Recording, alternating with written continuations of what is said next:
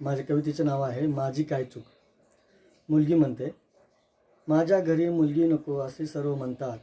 जलिमली तर काळी नको गोरी पाहिजे म्हणतात. गोरी असली तरी तिला नोकरी हवी म्हणतात. न झाली गोरी न मिळाली नोकरी तर यात माझी काय चूक. झाली गोरी पडली वासनेला बळी, मिळाली नोकरी पडली हुंडाबळी तर कोणाची चूक.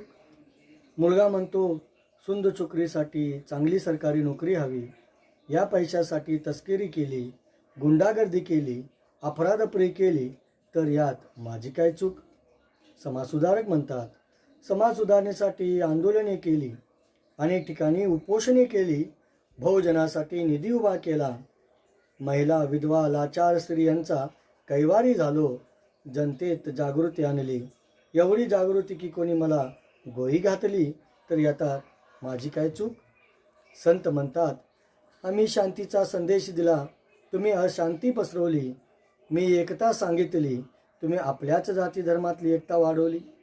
मी देवावरची श्रद्धा शिकवली, तुम्ही अंधश्रद्धेची दुकाने थाटली तर यात माझी काय चूक. नेता म्हणतो वोट देताना नोट तुम्ही घेतला, त्या नोटांसाठी आम्ही निधी घोटला म्हणून विकास कुठला.